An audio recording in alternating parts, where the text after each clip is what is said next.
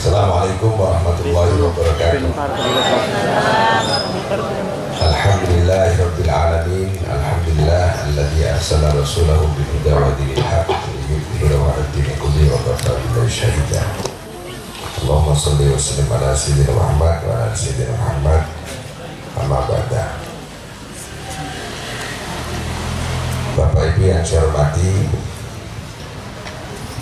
alhamdulillah saya lanjutkan. Ini salam yang kedua juga. Salam yang pertama tadi pembukaan. Acara itu kalau direncana, diatur, disusun dengan baik, maka akan jadi baik. Allah menciptakan langit dan bumi ini bukan tanpa rencana, tapi pakai rencana. Bukan tanpa program, tapi semuanya pakai program. Buktinya ada tujuan. Wa ma khalaqtul jinna wal insa illa liya'budun. Itu tujuannya. Bukan tanpa pengabaran, bukan tidak direncanakan. Buktinya disampaikan kepada malaikat terlebih dahulu. Wa idh qala rabbuka lil malaikati inni ja'ilun fil ardi khalifah. Berarti ada rencana. Dan Al-Quran itu disusun dengan rapi, rinci, detail, dengan tertib. Fusilat ayat itu disusun dengan tertib. Maka biasakan kalau ada acara susunan tertib rapi, itu dari bagian kepemimpinan.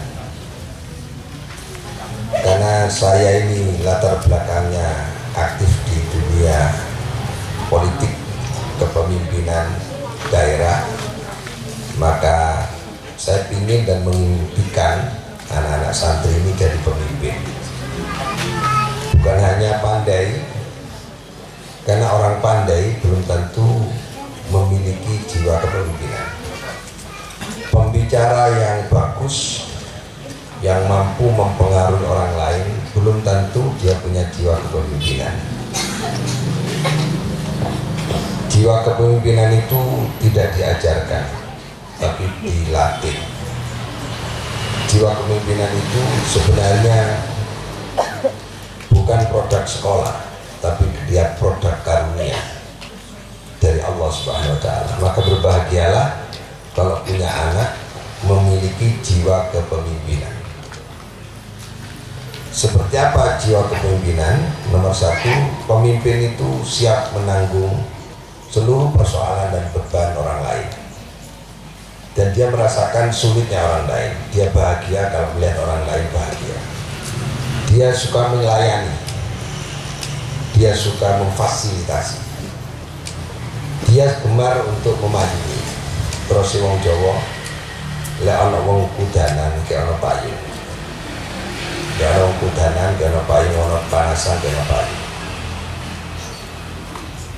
Lek ana wong kuwe ke ana mangan.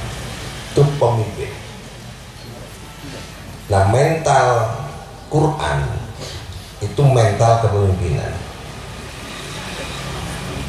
Lan tanalul birra hatta tunfiku. Tunfik itu adalah memberi. Orang memberi, mental memberi itu mentalnya pemimpin. Niki jangan dianggap remeh. Ini justru hasil dari beragama itu memberi. Coba alladzina yunfikuna fis sarra, alladzi itu badalnya dari muttaqin. Orang muttaqin itu adalah orang yang suka memberi. Mental memberi. Melatih orang suka memberi, melayani, memfasilitasi. Itu bukan barang mudah, itu barang yang sangat sulit. Karena hakikatnya kita ini khalifah. Hakikatnya kita ini khalifah. Kepemimpinan itu dalam bahasa kerennya leader. Memiliki leadership. Jadi yang paling sulit itu adalah yang paling tinggi. Karena sulit itu biasanya di tingkat ketinggian. Derajat manusia yang paling tinggi itu adalah bergabungnya bergabungnya ilmu dan iman. Nah, ilmu itu hanya persoalan bagaimana kita berpikir, menerima informasi melalui hawas indera itu. Tapi iman itu persoalan mental. Yakin kepada Allah itu mental. Mental kepemimpinan itu yang paling penting. Mencetak anak memiliki jiwa kepemimpinan itu tidak mudah. Maka harus dilatih dalam semua keadaan. Hal kecil. Duduk saja, pemimpin itu kalau mau duduk, lihat dulu tempat duduknya. Kalau mau berdiri, lihat sekitarnya. Apakah yang akan saya tinggalkan itu ada kotoran, ada sesuatu yang tidak pantas. Kalau datang di suatu tempat, dia tidak datang kecuali dalam keadaan dia mengetahui tujuannya apa. Pemimpin semua terukur, semua dihitung. Itu pemimpin. Nah, pemimpin yang bagus adalah pemimpin yang terinspirasi jiwa dan pikirannya itu dari Quran. Nah, melatih santri untuk jadi pemimpin itu harus melatih dengan kreativitas, harus memiliki responsibility, harus memiliki rasa tanggung jawab bahwa saya sebagai anak itu tanggung jawabnya adalah menyenangkan orang tua. Orang tua harus dibahagiakan bukan hanya di dunia, tapi dibahagiakan sampai ke akhirat. Karena salah satu yang menjadi sumber pahala yang mengalir terus-menerus adalah apabila kita jadi anak yang soleh. Karena anak soleh itu nanti akan mengalir seluruh amalnya dan pahalanya itu kepada orang tuanya yang ada di kubur, ada di alam barzah. Maka jiwa kepemimpinan selalu menyiapkan diri untuk membahagiakan orang lain, khususnya orang tua. Dimulai dari mana agar kita punya jiwa kepemimpinan? Nah, ini Bapak Ibu yang saya hormati, mari kita ngaji bersama agar praktek ini tidak hanya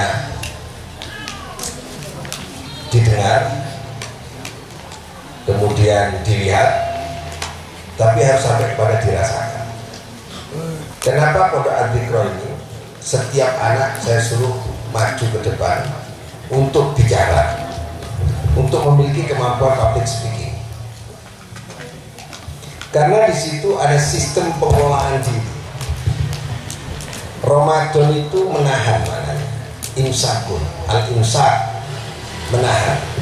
Orang kalau menahan dari makan, dari nafsu, dari sesuatu yang dilarang, itu berarti orang yang mampu mengendalikan diri.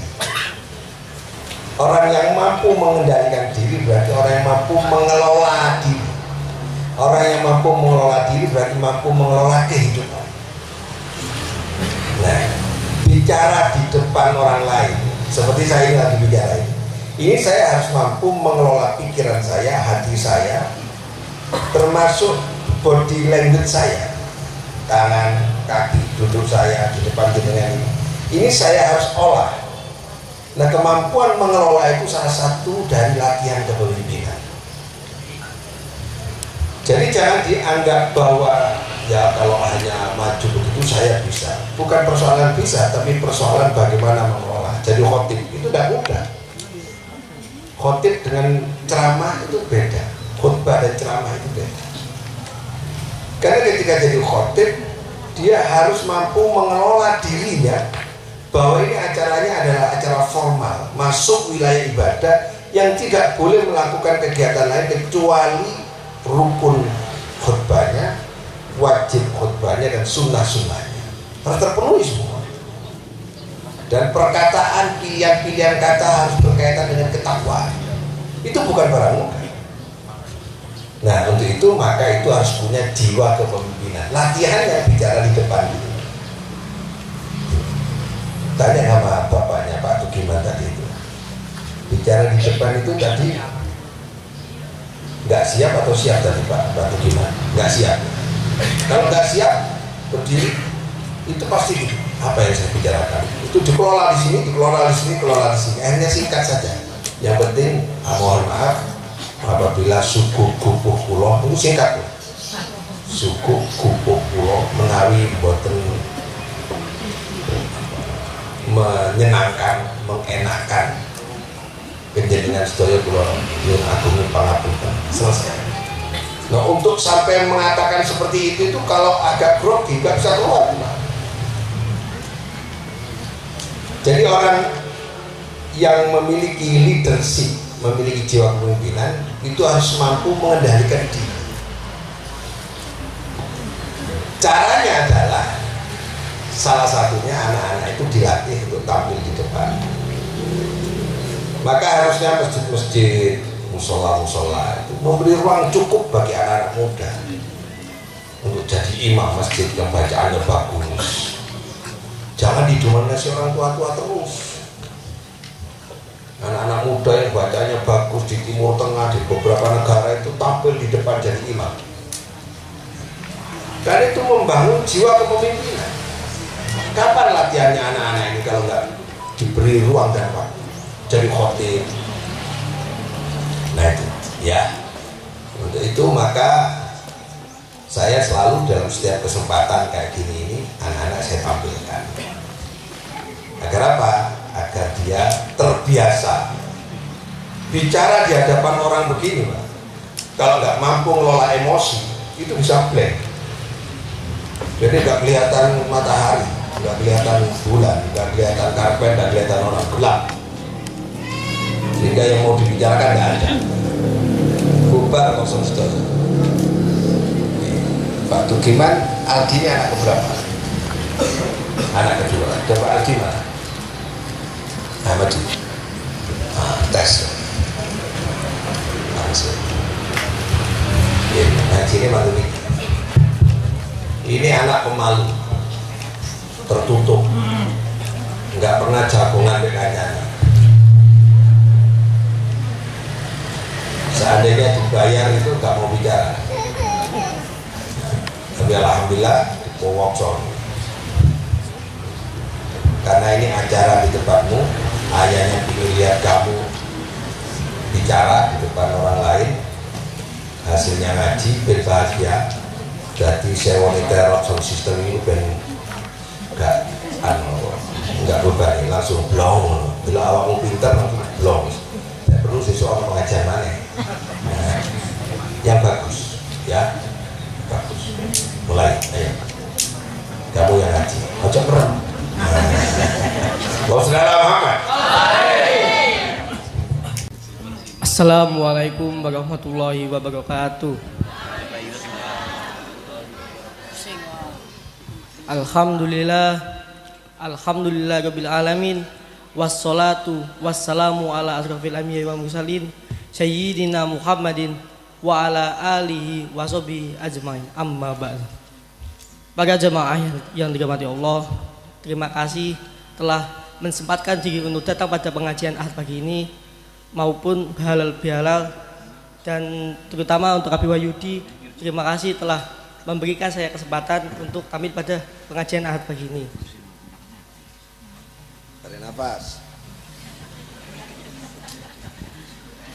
Pada kesempatan kali ini saya akan sedikit mengutip surat Al-A'la ayat 16 sampai 17, yang dimana surat tersebut itu memberitahukan kita bahwasanya janganlah kalian terlalu mengutamakan kehidupan dunia, padahal kehidupan akhirat jauh lebih baik dan lebih kekal. Ayat tersebut berbunyi, A'udzubillahi minasyaitonir rajim, Bismillahirrahmanirrahim. Bal tu'sirunal hayatad dunya wal akhiratu khairu wa abqa. Bal tetapi ini tu'siruna ngutamaake sapa sira kabeh al hayata ing kehidupan adunya ing dunya, wal akhiratu lan utawi akhirat iku khairu luwih apik wa abqa lan luwih kekal. Jadi kita diciptakan oleh Allah hidup di dunia ini. Mic-nya agak dekat, mic-nya. Jadi kita diciptakan oleh Allah hidup di dunia ini, dan dunia itu sifatnya tidak kekal, dan di dalam dunia tempat kita untuk beraktivitas, tempat kita untuk beribadah, dan tempat kita untuk menyembah kepada Allah Subhanahu wa taala. Dan balasan ketika kita rajin beribadah, rajin menyembah kepada Allah Subhanahu wa taala, maka balasannya didapatkannya akan terjadi pada akhirat suatu hari nanti. Pak Dan- gimana? Gimana Sawang ojo Dingklu, jenengan Sawang. Anak ini di Sawang. Napa jenengan kok Dingklu? Seneng nggih. Ayo. Dan kata adunya itu terambil dari kata danaya yang bermakna dekat dan daniyun yang bermakna hina. Makna yang pertama itu menggambarkan bahwasanya kehidupan dunia adalah kehidupan yang dekat dan dialami sekarang. Dan kehidupan akhirat itu adalah kehidupan yang jauh dan akan datang. Yang beranggapan bahwasanya kata dunia itu terambil dari kata yang bermakna hina. Makna tersebut itu menggambarkan bahwasanya betapa hina kehidupan dunia ini. Dan kata khairun lebih baik dan abqa lebih kekal. Makna keduanya itu memberi kesan perbandingan kepada kehidupan duniawi. Surga lebih baik dan lebih kekal dibandingkan kenikmatan dunia. Akan tetapi akhirat jauh lebih baik dan lebih kekal. Maka kesimpulan dari ceramah pengajian Ahad pagi ini itu adalah kita selagi masih hidup jangan terlalu mengutamakan kehidupan dunia. Ingat, dunia itu hanyalah tempat kita untuk sementara dan akhirat itu abadan selamanya. Sekian dari saya. Wassalamualaikum warahmatullahi wabarakatuh. Itu belajar sendiri atau diajari Abi coba? Saya sendiri. Belajar sendiri. Belajar sendiri. Jangan bayangkan saya ngelatih dia ini ngomong, enggak, saya enggak ngelatih. Sudah bisa sendiri. Ini sudah. Ini saya enggak tahu ayat yang diambil kenapa ayat itu yang dipilih. Saya minta ayat itu dari Rahmah. Mintanya dari Rahmah. Terus kamu bal tu'thirunal hayatad dunya di Eropa kenapa kok bisa? Belajar sama teman-teman Bi. Belajar dari teman-teman, coba belajar sendiri. Luar biasa kita. Kebiasaan latihan, diskusi dengan temannya nanti itu akan tumbuh jiwa kepemimpinan.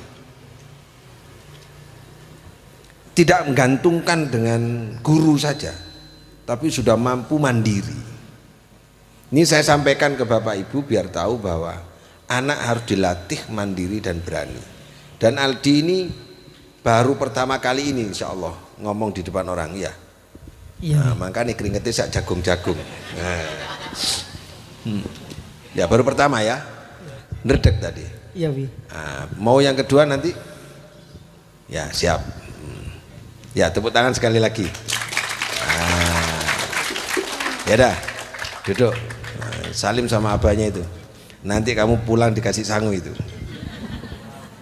Salim dulu. Itu kan seneng, kulo seneng, bapaknya seneng. Niki lali wis lentekake halal bihalal iki wis. Alhamdulillah Aldi itu pindah dari SMP Rogo Jampi ke tempat saya. Tiap hari itu hanya terus si wong Jawa mlungu. Ndelok kancane wis iso, kapan aku iso. Ternyata dia mencatat, mengamati, dia mencatat, mengamati. Saya kasih kesempatan.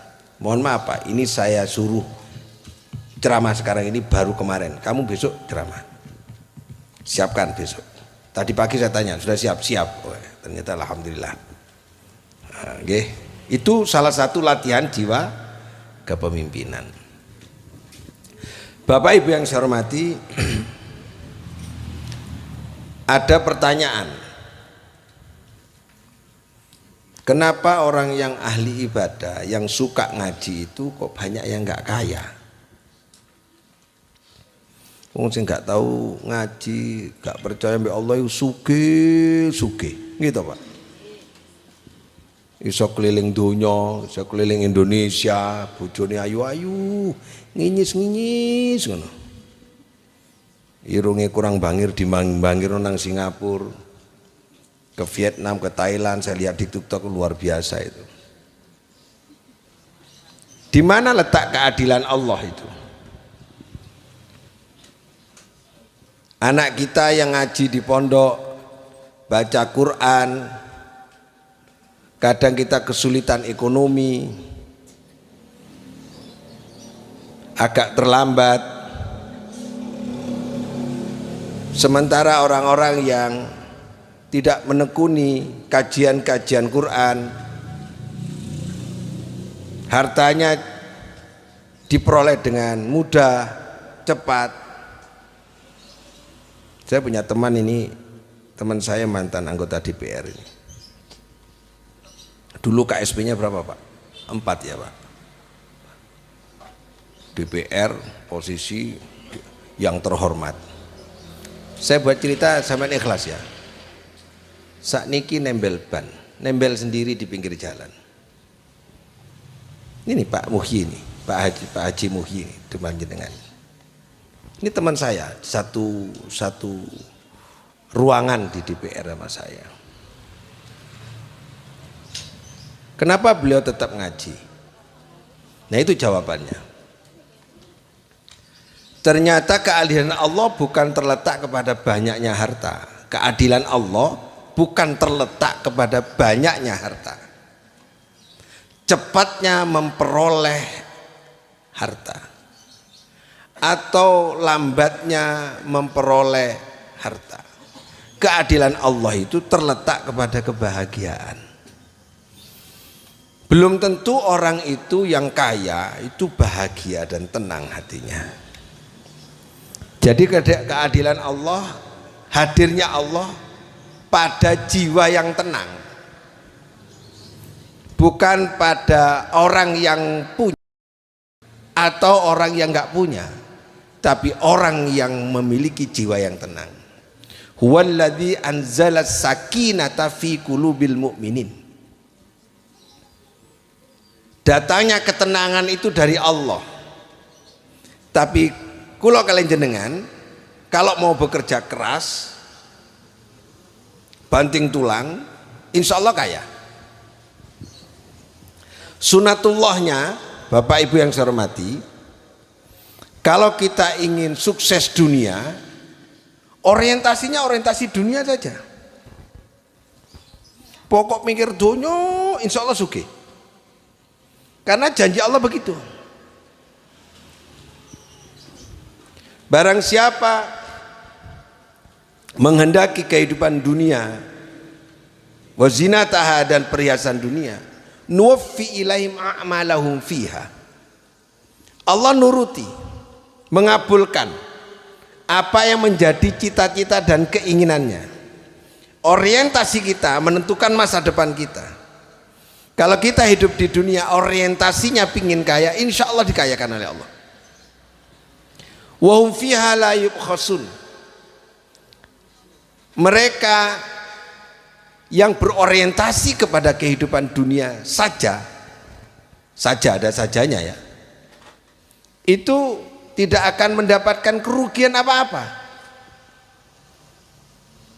tidak tersentuh kesulitan dalam rangka mencari harta. Tapi kata Allah, ulaikal ladzina laisa lahum fil akhirati illan nar. Tapi mereka nanti yang senang dan berfoya-foya di kehidupan dunianya itu tidak akan mendapat apa-apa di akhirat illan nar, kecuali neraka.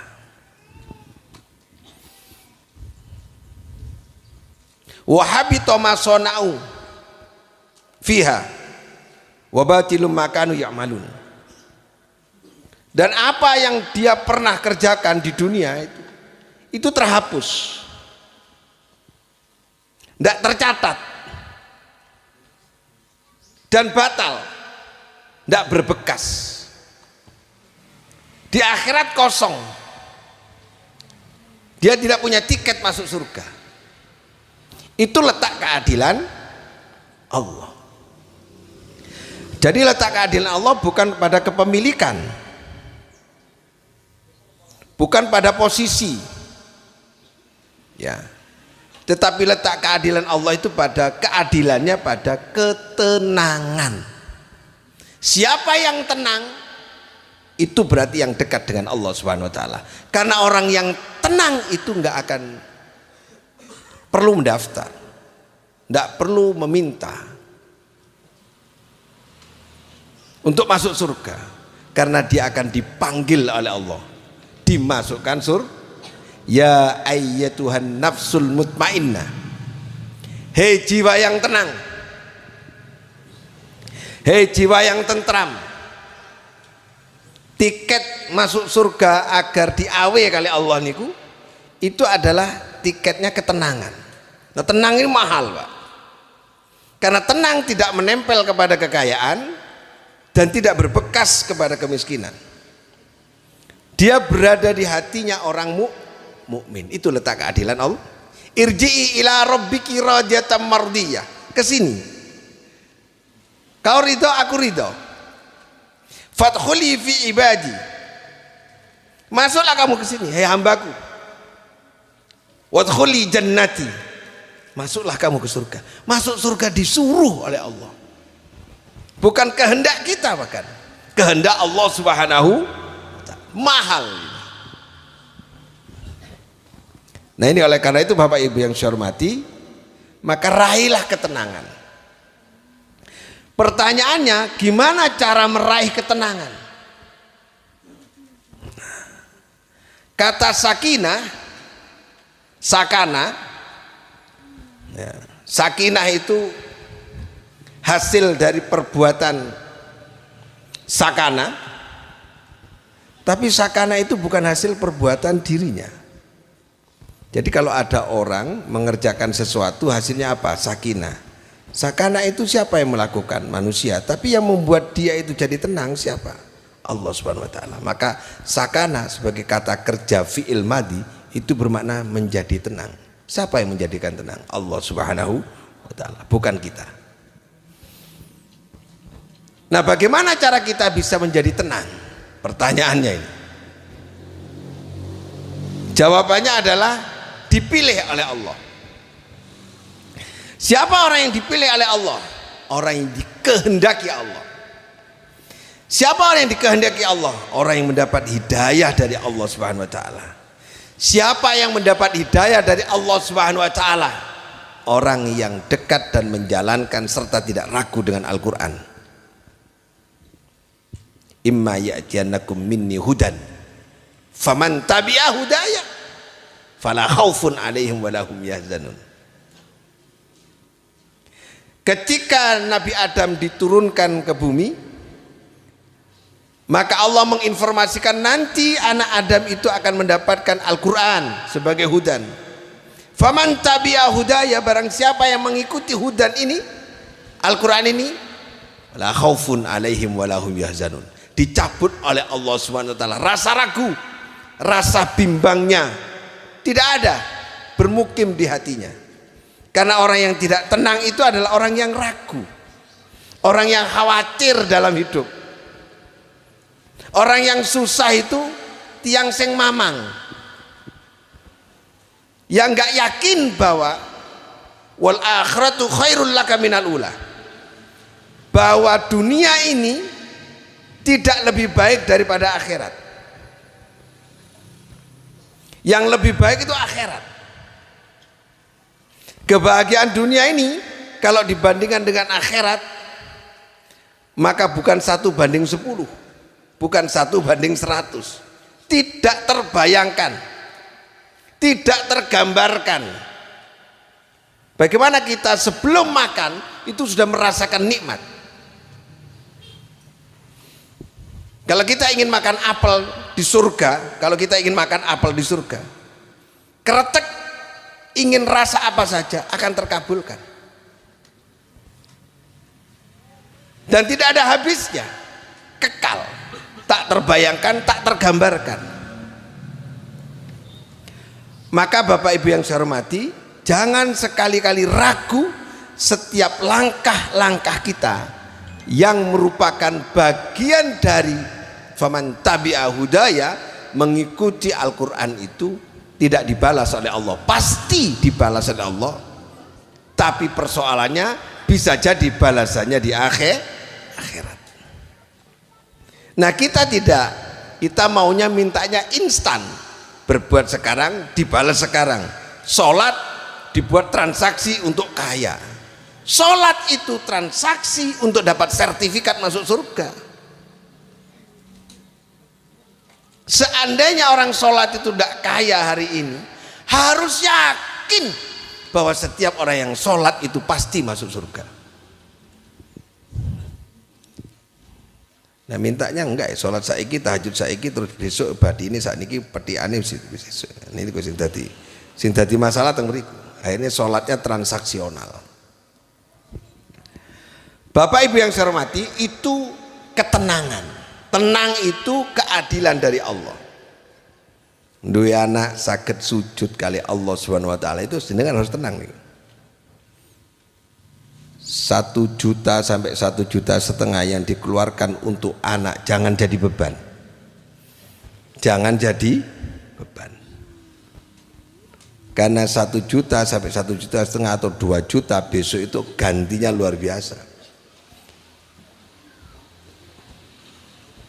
Man salaka tariqan yaltamisu fihi ilman sahalallahu lahu tariqan ilal jannah.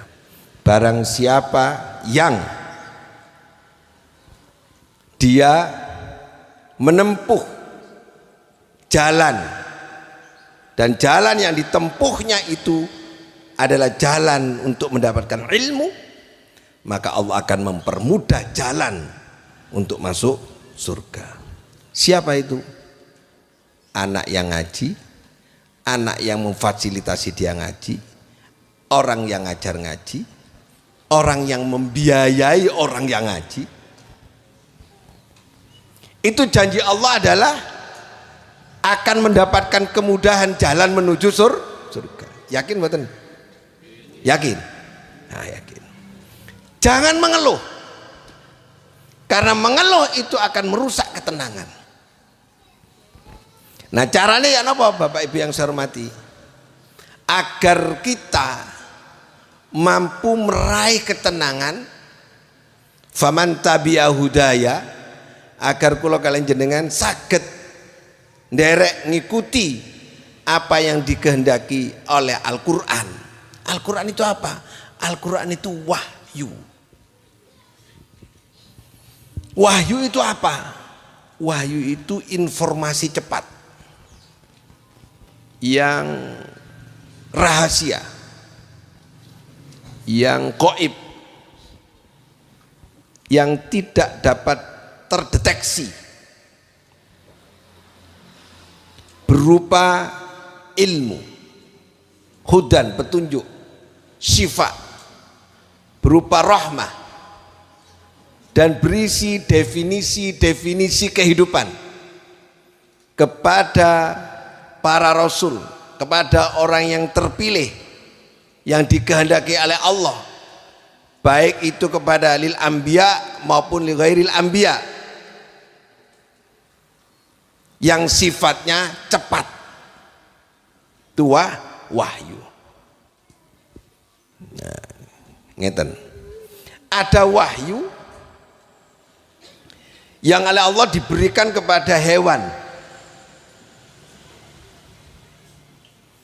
Wahyu itu oleh Allah disampaikan kepada lebah. Auha rabbuka ilan nahli. Allah mewahyukan kepada lebah. Lebah niku tawon nggih. Apa wahyunya? Kok wahyu disampaikan kepada lebah? Lebah kan tidak punya akal. Lebah kan tidak punya akal pikiran. Lebah itu diberi wahyu oleh Allah melalui instingnya. Insting itu apa? Insting itu sinyal listrik yang ada pada tubuhnya. Namanya sinyal. Sinyal badan, sinyal tubuh. Allah mewahyukan sehingga lebah punya keterampilan, punya karakter, punya kebiasaan, punya keunggulan. Kalau makan lebah itu, yang dimakan bukan bunga tapi sarinya bunga. Kalau buat rumah, lebah itu bukan lingkaran, bukan segi empat, bukan segi 5 tapi heksagonal, segi 6. Kalau diteliti segi 6 itu dengan bulatan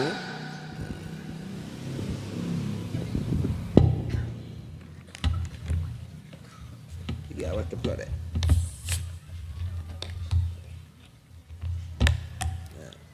Kalau bulat ditambah bulat ada lubang, ada celah. Tapi kalau segi 6 tidak ada lubang. Sehingga lebah itu kalau membangun rapat semua. Rumah satu dengan rumah yang lain itu tanpa celah. Siapa yang ngajari? Allah. Itu wahyu. Dan melahirkan madu. Indah sekali rumahnya itu. Anggotanya patuh sama pemimpinnya. Siapa yang melatih? Siapa yang ngajari? Wahyu. Allah mewahyukan kepada lebah.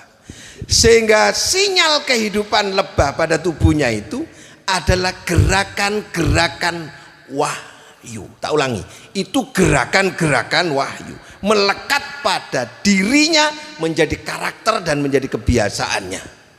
Nggak mungkin madu itu makan nasi, nggak mungkin. Makan rawon nggak mungkin. Nggak mungkin. Bisa dipaham sampai sini? Oke.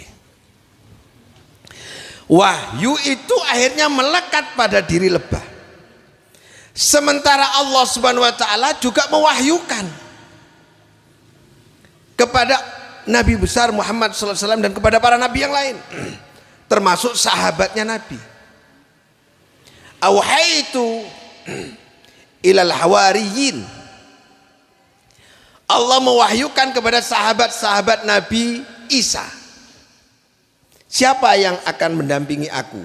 Siapa yang akan menggantikan aku kalau aku ternyata nanti dikepung oleh orang-orang yang memusuhiku dan aku akan dibunuh? Maka salah satu orang Hawariyin itu yang mewakilinya, kemudian orang itu adalah akhirnya menggantikan posisi Nabi Isa untuk dibunuh kemudian oleh musuhnya Nabi. Siapa yang mengajari itu? Allah Subhanahu wa taala. Sebelum turunnya Al-Quran. Peristiwa itu saat Nabi Isa. Kemudian wahyu yang turun kepada Nabi besar Muhammad sallallahu alaihi wasallam. Wahyu itu akhirnya turun kepada Nabi melalui malaikat dan diterima oleh Nabi. Wujudnya sekarang berupa apa? Al-Quran.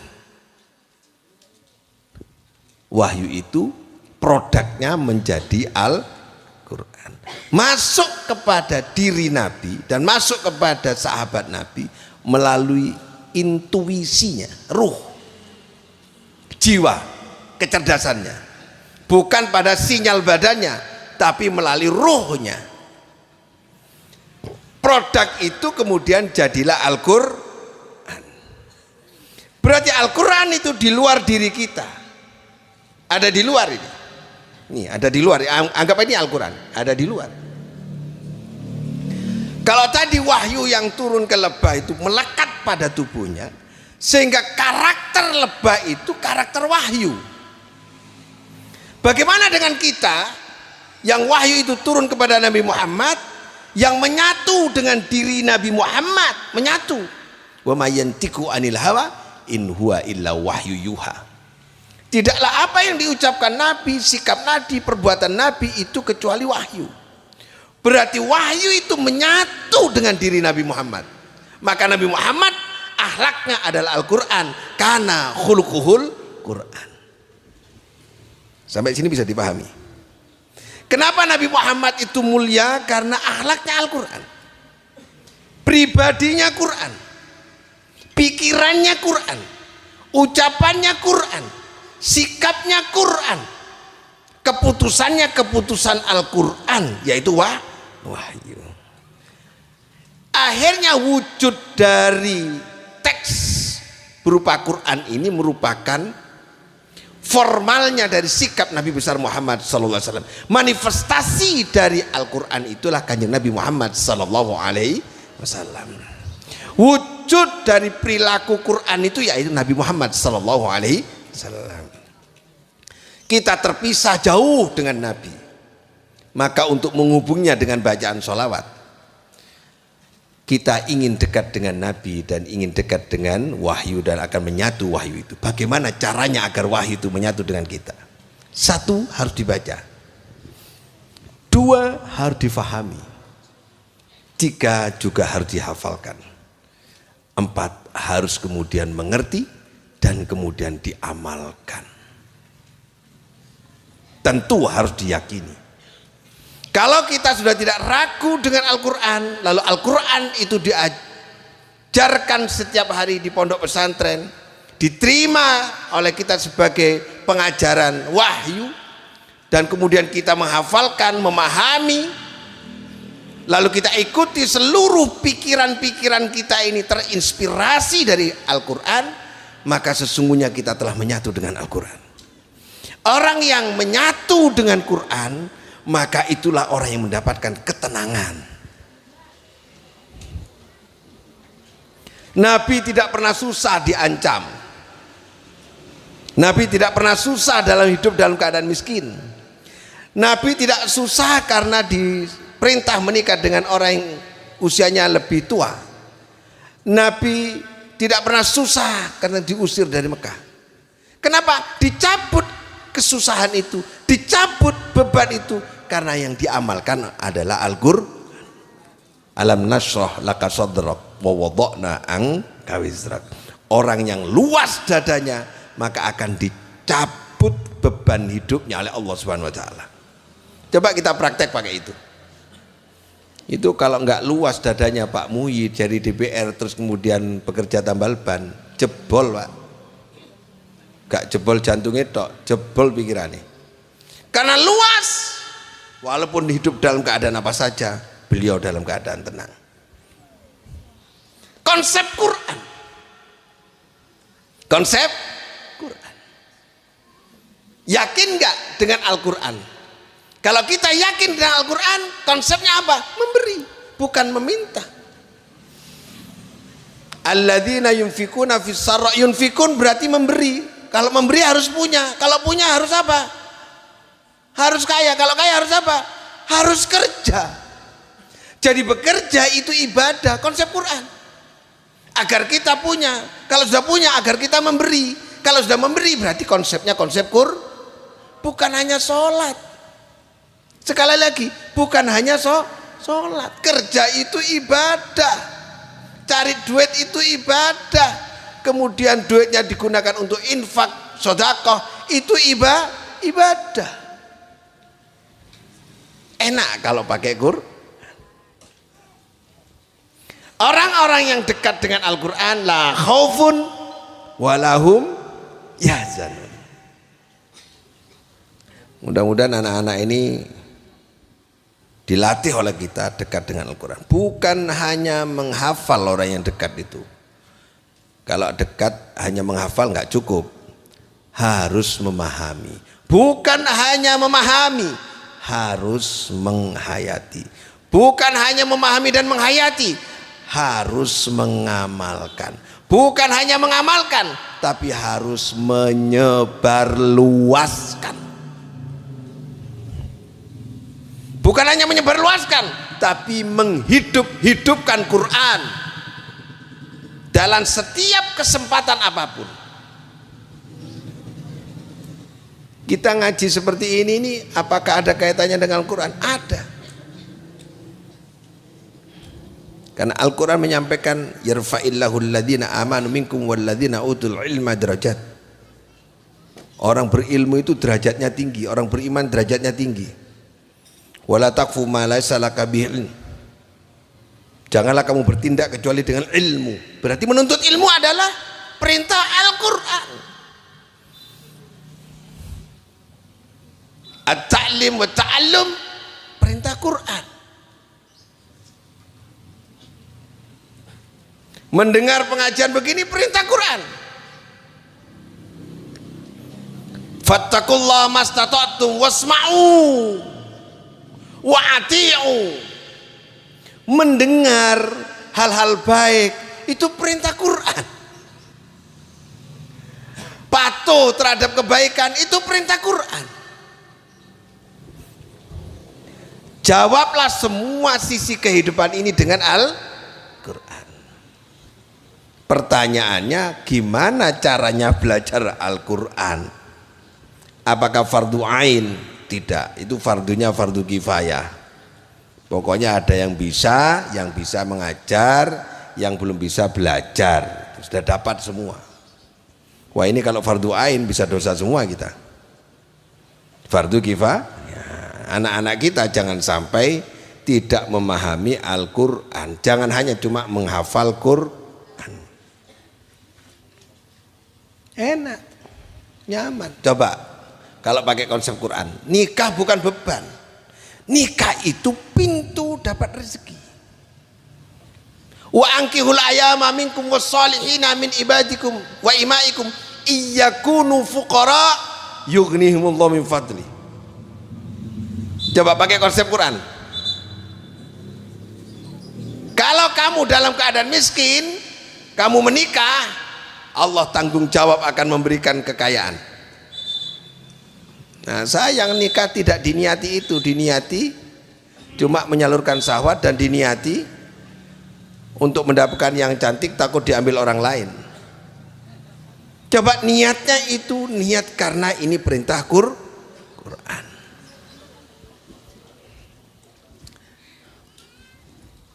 Fankihu ma tobalakum, nikahilah olehmu perempuan yang membahagiakanmu, menyenangkanmu. Jangan menikahi orang yang nggak cinta, harus menikahi orang yang cinta. Loh, ngoten nih.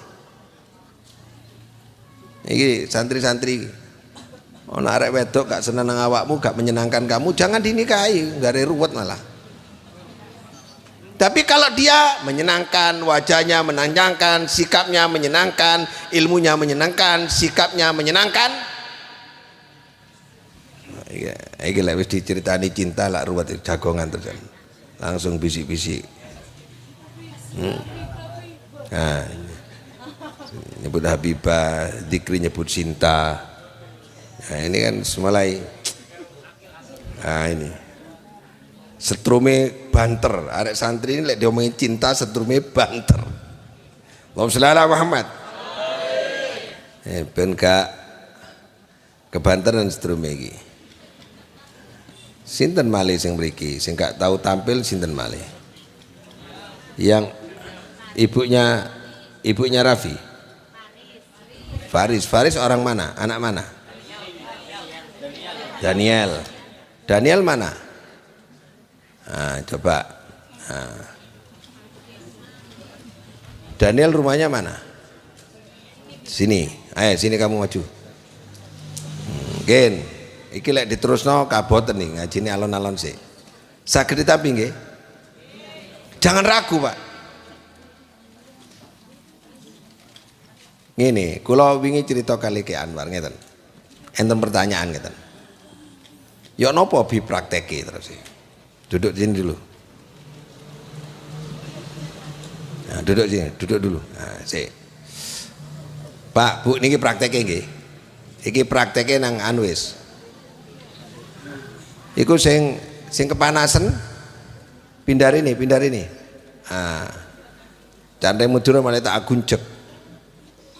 Ben gak goyang aja, pindah sini depan. Sini, depannya Abi sini. Semua. Ayo. Habsi, lari. Rafki. Sini yang kepanasan. Loh kan? Disuruh berdiri. Danis. Nah. Yang kepanasan sini, tengah.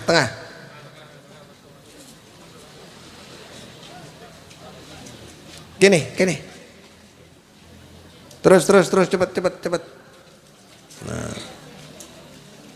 Rene, sinian. Terus. Nah, kan ini dipikirno ben gak kepanasan. Iku gak patuh wanya nih. Gini. Febrian, mosok patuh iku kene.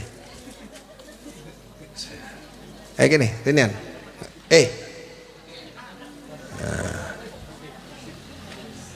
Nah, wis kan gak panas.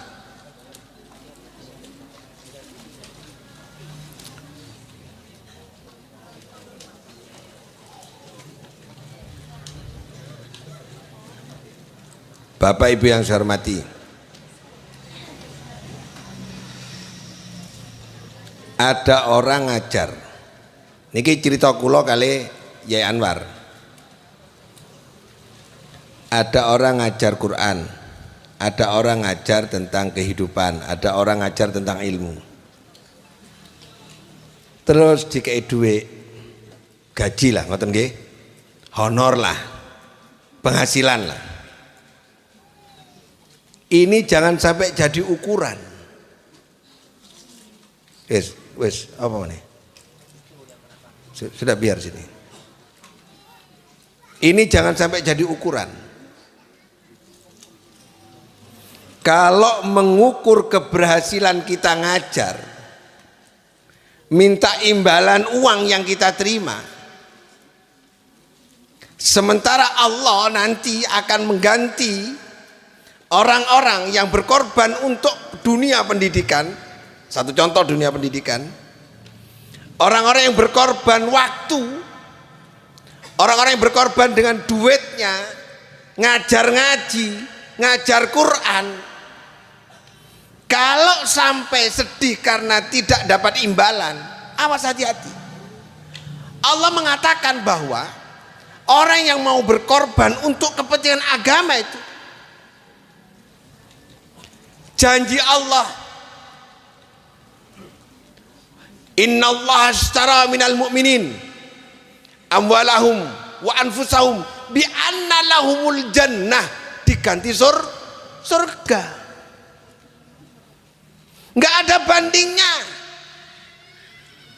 Gantinya kita mengajar jangan diminta dengan finansial, karena Allah mengatakan dalam Al-Quran, gantimu surga besok.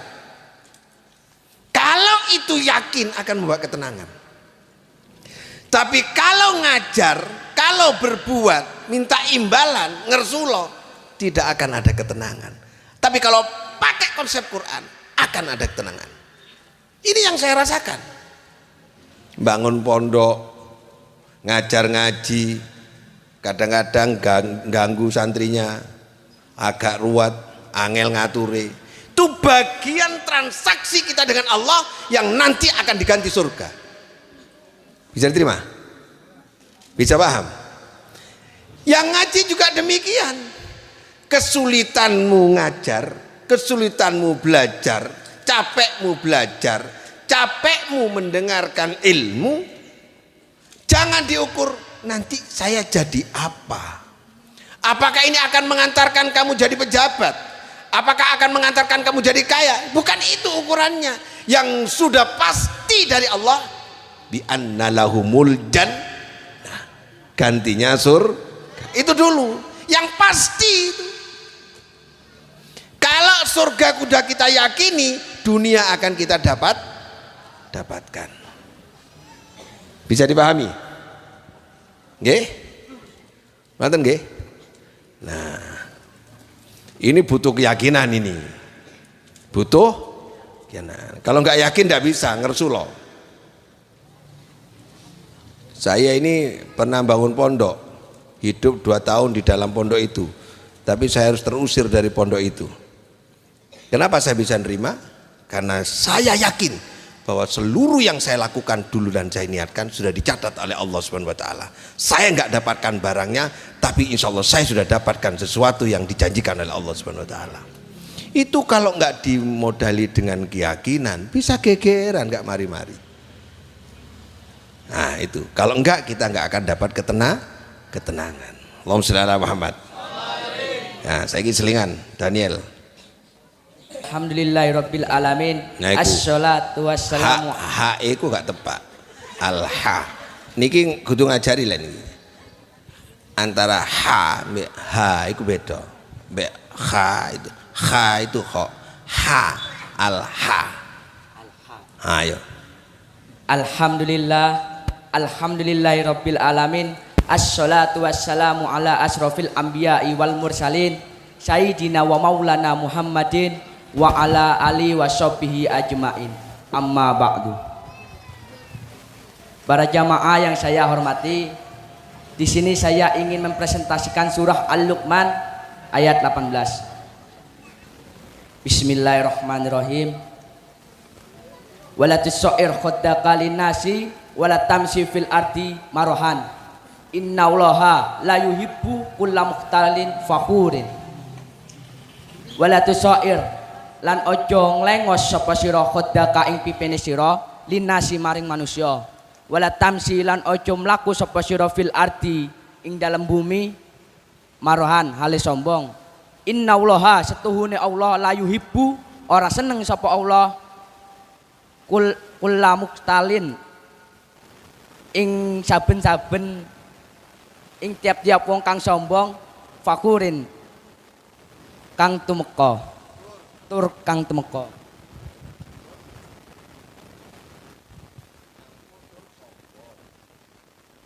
Angkuh tur sombong.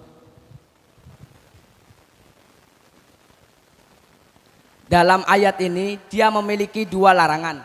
Yang pertama yaitu wala tusair khaddaka linnasi, dan janganlah kamu memalingkan wajahmu dari setiap manusia.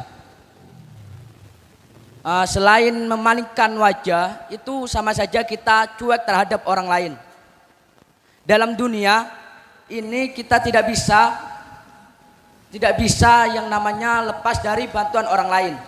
Ketika kita makan nasi saja, nasi tersebut masih membutuhkan proses yang lama, di mana seorang petani menanam padi, lalu merawatnya, lalu menjualnya sehingga ke produsen dan ke konsumen, yaitu kita.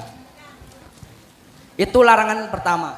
Larangan kedua yaitu wala tamsi fil ardi marohan, dan janganlah kamu berjalan di atas muka bumi dengan keadaan sombong. Kita sebagai manusia itu tidak layak jika memiliki sifat sombong, karena dari awal kita hidup saja, yaitu seorang ibu yang melahirkan kita dari rahimnya bersusah payah sehingga kita hidup dengan layak dengan bantuan seorang ayah yang menafkahi kita, memberikan kita uang, dan seorang guru yang memberikan kita ilmu. Bagaimana lantas kita bisa memiliki sifat sombong? Lalu kata selanjutnya yaitu innallaha la yuhibbu kulla mukhtalin. Sesungguhnya Allah Subhanahu wa taala itu tidak menyukai orang-orang yang sombong, lagi orang yang memiliki yang membanggakan dirinya. Allah Subhanahu wa taala itu tidak menyukai orang yang sombong dan membanggakan dirinya.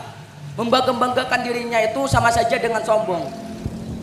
Jadi Allah Subhanahu wa taala tidak menyukai orang-orang yang sombong dan sifat sombong tersebut.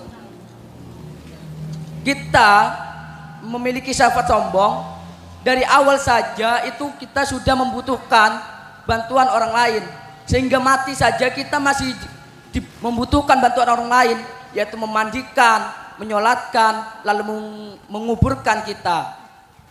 Lalu bagaimana bisa kita memiliki sifat sombong? Sifat sombong. Padahal dari awal hingga mati saja kita masih membutuhkan bantuan orang lain. Sekian dari saya. Wassalamualaikum. Mandek sih. Ini Quran. Wala tusair khaddaka linnas. Jangan sekali-kali kita ini melengos. Lah itu Quran. Jadi melengos niku sesek dode niku. Donya niki sempit wong melengos niku. Ana musuh nih, waduh mlebu kene wis. Wong enak-enak jalan gede lewat jalan sempit itu sesek. Ketemu maneh, melok maneh nih. Kita ini kalau pakai konsep Quran enak. Jangan melengos kepada manusia. Ya. Sing melengos-melengos iku lek ketok kancane sing atau ditagih utang bingung. Ana FW teko, waduh iki ketemu bahaya. Jangan melengos, enggak boleh. Wala tamsi fil ardi maraha. Kalau siang hari berjalan itu jangan sombong, jangan Jangan sombong, maksudnya itu sukaria. Jangan menunjukkan kegembiraan berlebihan di hadapan orang yang lagi susah. Tapi bedone wong gembira kali syukur itu mirip loh Pak, mirip. Misalnya ngeten. Lihat santri saya namanya Daniel ini. Ini membedakan hak aja tidak bisa dengan hak dengan hak, bisa. Sekarang alhamdulillah bisa. Luar biasa adzikra. Niku sombong nopo syukur? Syukur. Seneng mergo dapat karunia Allah, bukan sombong. Niku syukur. Karena ekspresi syukur sama ekspresi sombong itu sama. Santri melakukan ini, petentang kayak Cahya nih. Cahya melakukan ngeten. Cahya nih, Cahya Maulana ini melakukan masa ngeten. Tak takutnya wong, saya kan santri bisa Quran. Apa seneng kula piye. Nah, itu bukan sombong itu Pak, bukan, syukur dia, mensyukuri bisa baca Quran. Wis ndingklu bodoh. Nah, jadi ekspresi orang sombong sama orang bersyukur mirip. Yang membedakan apa? Niat. Niat ya. Innallaha yuhibbu kulla mukhtalin fahur. Angkuh tur sombong tidak suka, angkuh dikandani gak kena. Ini alhamdulillah dikandani kena ini. Namanya Daniel, wajahnya wajah Habib. Oh, wajahnya wajah Habib nih. Alhamdulillah ya toh, ganteng, pinter, sip wis. Lek pinter, ganteng akeh sing ngesir, gak usah ngesir disir kan.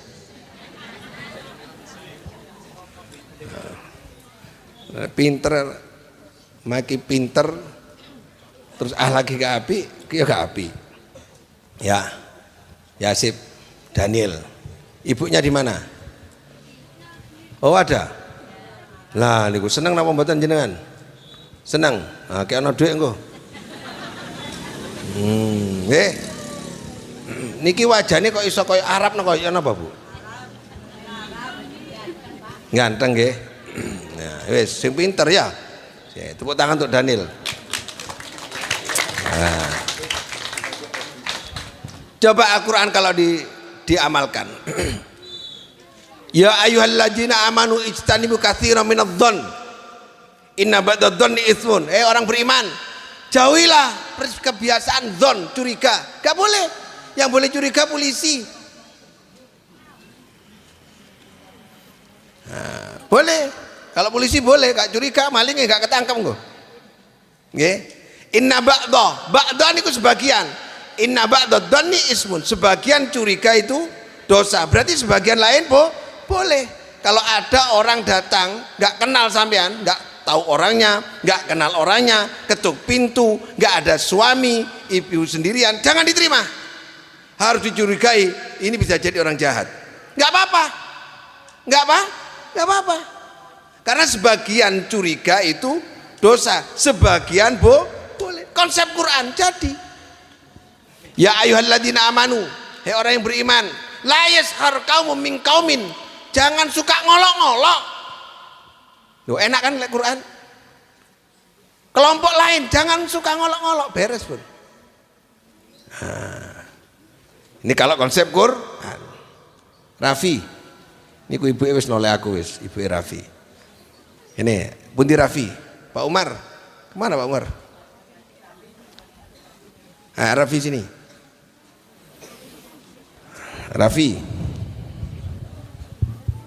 apa Rapi sih Bu saja nih. Fi ya.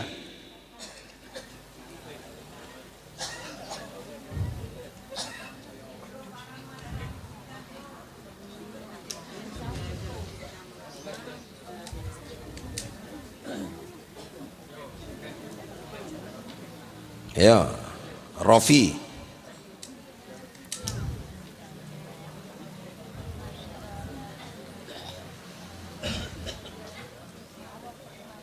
Ya, lo ngadep rono ojo anakku. Ojo kalah mbek Daniel kan. Daniel ganteng, awakmu manis. Wah. Hah? Ayo. Awas sik. Iki langsung dinilai, direkam, dinilai api andi antara Daniel mbek awakmu. Sak duluran iki Pak, ayo.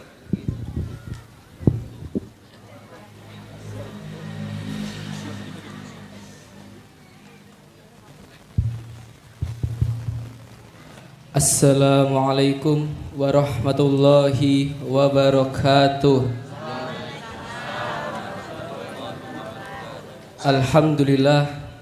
Alhamdulillahirabbil alamin wassalatu wassalamu ala asrafil anbiya'i wal mursalin sayyidina Muhammadin wa ala alihi wa sahbihi ajma'in, amma ba'da. Alhamdulillah kita masih bisa dipertemukan lagi di pengajian Ahad pagi kali ini. Dan pada kesempatan kali ini saya mau membawakan surah Al-Luqman ayat 17 yang dimana isinya itu adalah nasihat Luqman kepada anaknya. Ayat itu berbunyi, Bismillahirrahmanirrahim. Ya bunayya, he anak lanang ingsun, akim jumeneng sapa sira as-sholata ing salat, wa'mur lan merintah sapa sira bil ma'rufi kelawan kang apik, wanha lan nyegah sapa sira anil munkari saking kemungkaran, wasbir lan sabar sapa sira ala ma ing atase perkara asabaka kang nimpa apa ma ka ing sira. Inna dzalika stuhune mengkono-mengkono iku min azmil umuri saking sinejane pira-pira perkara. Ayat ini menjelaskan tentang seorang Luqman yang menasihati anaknya, dan di nasihatnya itu ada beberapa perintah. Yang pertama yaitu aqimis sholata, laksanakanlah sholat. Kenapa sholat diutamakan? Karena sholat adalah tiang agama atau fondasi dari keimanan seorang mukmin. Jadi dalam kehidupan kita sebagai orang mukmin itu harus menjalankan semua waktu sholat. Karena mungkin orang kafir bisa berpuasa, orang kafir bisa bersedekah, tetapi orang kafir tidak bisa sholat. Jadi yang pertama sebagai orang tua kita katakan kepada anaknya yaitu harus ditanyakan sholatnya. Dan yang kedua adalah wa'mur bil ma'rufi wanha 'anil munkari, yaitu memerintahkan untuk melakukan yang baik dan mencegah dari yang buruk. Jadi Luqman sebagai orang tua menyuruh anaknya untuk bisa membedakan mana yang benar dan mana yang salah. Karena saat kita terjun ke dalam masyarakat langsung itu kita harus siap dalam keadaan apapun dan bisa memilih jalan yang terbaik. Dan yang ketiga itu adalah wasbir alama asobaka, yaitu bersabar atas segala perkara yang menimpa kita atau musibah. Jadi Luqman sebagai orang tua itu menasihati anaknya agar bersabar atas segala yang musibah yang menimpa kita. Soalnya di dalam masa depan itu kita tidak tahu apa ujian yang diberikan oleh Allah Subhanahu wa taala. Jadi kita harus bisa bersabar, dan hal-hal yang saya sebutkan tadi, dan sebagai anak kita harus bisa melakukan 3 perkara tadi supaya kita bisa mempunyai sifat kepemimpinan dan sifat kepedulian sosial, supaya kita bisa menjadi mukmin yang mempunyai iman yang kuat. Sekian dari saya. Wassalamualaikum warahmatullahi wabarakatuh. Assalamualaikum warahmatullahi wabarakatuh. Pertama, tadi apa pertama? Aqimis sholata. Aqimis sholata. Aqimis sholata. Pertama sholat. Sholat tok gak cukup. Yang kedua, wa'mur bil ma'rufi wanha 'anil munkari. Harus diimplementasikan orang sholat itu tanha 'anil fasya' wal munkar. Harus bisa mengajak kepada kebaikan dan mencegah kemungkaran. Sholat tok gak berdiri sendiri loh sholat itu. Nggih. Yang ketiga, wasbir alama asobaka. Wasbir alama asobaka. Harus sabar Salat ngamukan gak iso. Salat kudu sabar. Salat kudu gelem ajak-ajak kebagusan. Salat kudu gelem nyegah kemungkaran. Aku ada pertanyaan. Lah iso jawab iki langsung lungguh. Ya bunaya. Bunaya itu kalimat apa? Kalimat isim. Isim apa? Isim makrifat. Makrifat apa? Makrifat apa? Ada apa? Makrifat apa? Kalau kedudukannya itu munada mudah. Iya, makrifatnya makrifat apa? Sudah benar makrifat apa? Lumir. Nah, kan Raffi. Apa siapa? Siapa yang di sini? Faris ya. Yang anak sini siapa? Faris. Kinan. Ayo Kinan, mana Kinan? Kinan.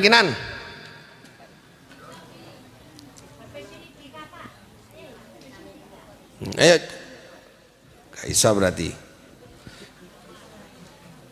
Lek gak cepat berarti gak iso. Ya bunaya, ayo cepat lari. Ayo makrifat iku, makrifat apa? Dijawab Kinan kan, isin kan lek dijawab Kinan kan. Hah? Ya Kinan, bunaya kalimat apa? Isim tasgir, ikut wazan apa? Ikut wazan apa? Fu'ailun. Fa'ilun. Dari berapa? Huruf berapa? Mujarad apa? Dari sulasi, rubai apa khumasi? Sulasi. Sulasi. Kalau yang rubai wazannya apa? Fu'ailun. Kalau yang khumasi? Ayo.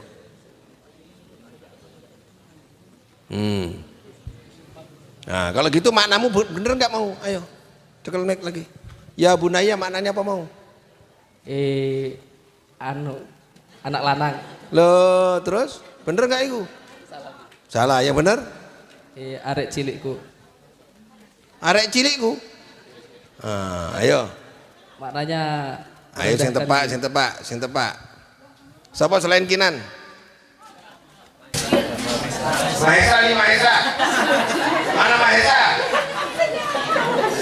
Ini Mahesa. Ayo maju ke. Ayo. No.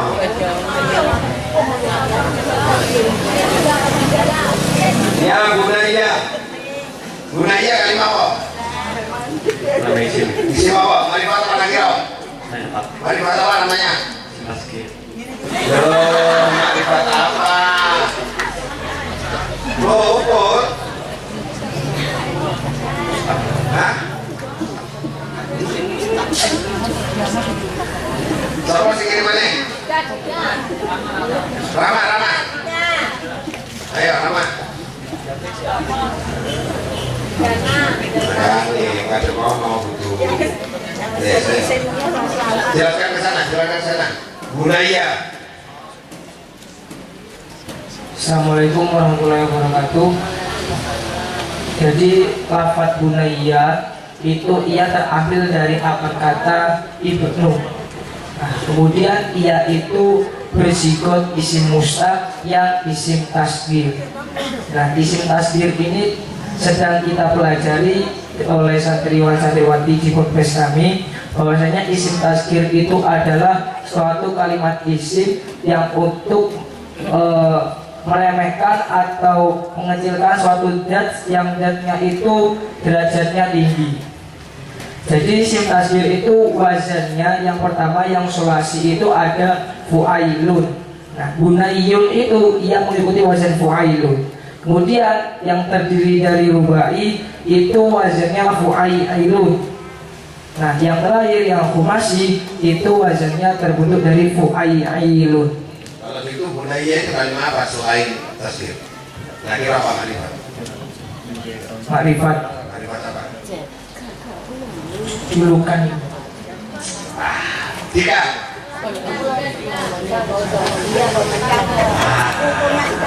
Tiga selesai. Itu lebih yang mudah pada makrifat. Allah. Ya. Tidak diancam lu udah iso. Kita Jadi ya ini yang ulang. Jadi satu kata itu Pak, satu kata Al-Quran diperkali kata bunaya tok itu pun kuat. Nah memang harus paham bahwa kalau Raffi baru Kinan sudah bisa jawab, cuma belum detail.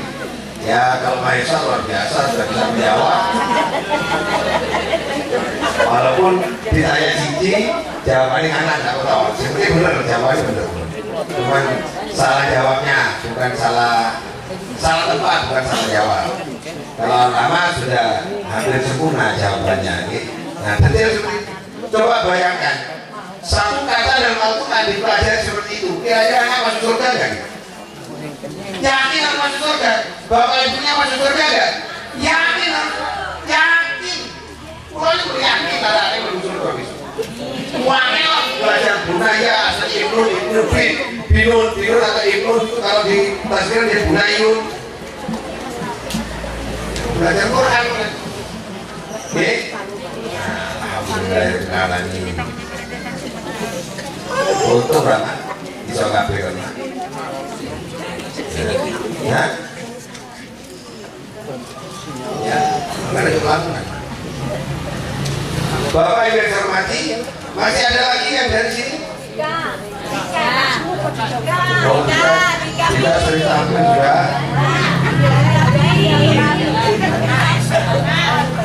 Jika sering tampil, Rama sering tampil juga.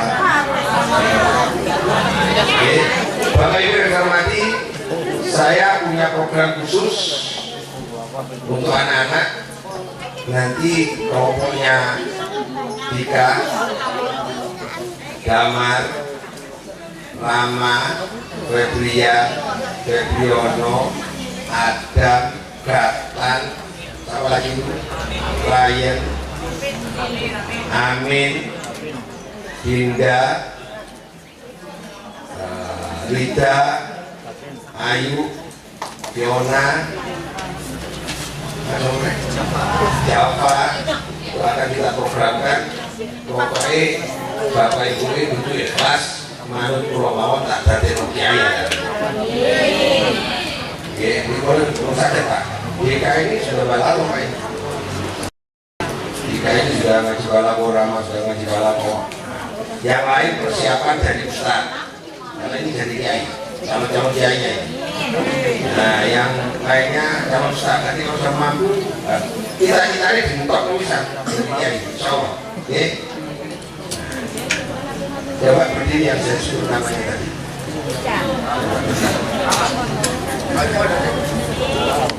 Ini angkatan, satu angkatan nih. Coba. Nah, tolong Bapak Ibu, orang tuanya programnya nanti ngikuti saya aja ya. Sampai ini kelas, kayak kelas juga, kamu semua. Pokoknya lari-lari dikit, gak ada keunggulan di bidang Quran misalnya. Jadi sakit usaha ragu, pinter mau Quran, hafal Quran, ngerti Quran, pahami Quran, memahami Quran, jadi kiai, jadi bunyai. Kira-kira ikhlas. Nah, generasi di bawahnya. Generasi di bawahnya itu ada Raffi, ada Farhan, coba berdiri. Raffi, Farhan, Yopi, Somre, Danis, lu macam apa yuk? Danis, Hapsi, Akil, Alan, Jalan. Ada Prono. Mana lagi? Alan. Coba lagi.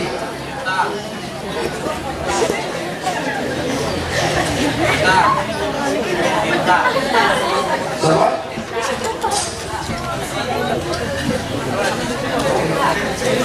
Jafir, Tirta, ada Prono. Ada masalah. Nah, itu Tirta, sama lagi. Fahmi, ini yang anak yang baru-baru ini. Yang perempuan, Sofi, Ziva, berdiri. Sofi, Ziva, Desa, Izzat, Lala, ini nama punya ini. Nah, terus Sandi. Sandi itu kalau bisa jurusan tafsir Quran itu. Nah, oke. Ini mantap-mantap ini, Pak. Luar biasa ini anak-anak. Siapa lagi ya? Rara. Nah, Rara itu. Nah, Rara, siapa lagi? Yang disebut Nafia, Naifa. Ini zaman-zaman punya ini. Oke. Tolong didukung. Nanti yang lain sambil jalan nanti ketemu, tunggu 1-2 bulan lagi tunggu, kalau tunggu harus disiapkan. Ibu-ibu setuju kira-kira kalau ceritanya dari yang sing pintar Quran, hafal Quran, memahami Quran, setuju ya? Coba lagi disambangi. Oke, tunggu. Coba lagi disambangi tadi. Coba lagi dilindungi. Ikhlaskan sementara waktu untuk belajar Quran. Agar kita nanti dipanggil gini. Ya ayah tu anak sebut mainah. Yang tenang-tenang, saya hafal Quran ini. Berbusur kafe. Bareng-bareng kafe, bareng-bareng. Nah, yang persiapan ini, baru menit hari persiapan ini. Oke, persiapan. Ilham itu semangat itu, ilham. Nah, ilham itu semangat itu, luar biasa semangatnya ya. Yes. Yang lain, Rafian. Siapkan semangatnya. Sultan. Wah, Sultan itu santai tapi pasti. Jalannya ya. Bapak Ibu yang hormati, mudah-mudahan ada manfaatnya. Soalnya mau mulai panas. Hotel tapi pasangin kali AC ini. Jadi kapan-kapan pulau nggak ada cita-cita ngaji ini nang Hotel Aston. Insya Allah bulan depan. Kurungan satu-sat.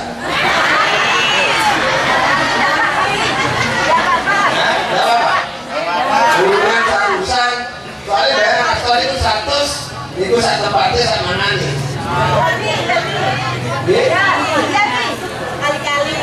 Sekali-kali iya, Hotel Aston ngaji. Masa Hotel Aston yang sudah ngaji nah Hotel Aston asik. Kalau gimana ya?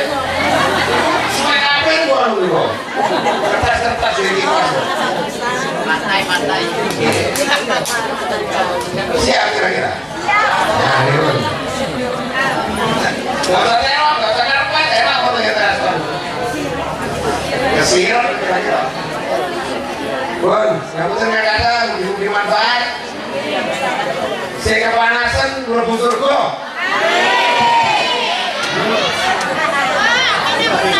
Saya nutrani dari disebut mau bukan berarti tidak prestasi, bukan. Anak itu ada jenjangnya kadang-kadang. Oke. Jadi kayak gini, ini saya ngajari. Jadi ini Erik. Orang tahu Erik diajarin Erik. Nah, itu balik. Siapa? Ganda itu siapa? Fikri. Fikri ini saya ngajari cinta. Wih, cinta belajar ke Fikri. Saya bertanya-tanya kenapa cinta belajar ke Fikri itu?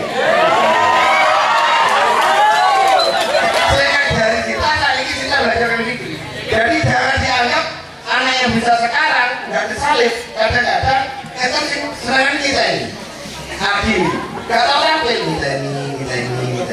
Ternyata pas waktunya dia naik. Nggak ada anak bodoh.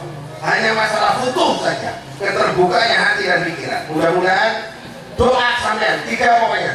1 doa jenengan, kesungguhan jenengan.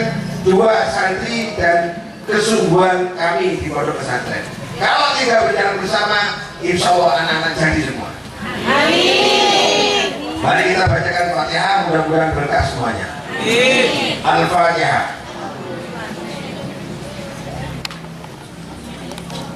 Allahumma sholli wa sallim ala Muhammadin. Rabbana taqabbal minna innaka antas samiul alim wa tub alaina innaka at-tawwabur rahim. Rabbana atina fid dunya hasanah wa fil akhirati hasanah wa qina adzabannar. Walhamdulillahirabbil alamin. Assalamualaikum warahmatullahi wabarakatuh.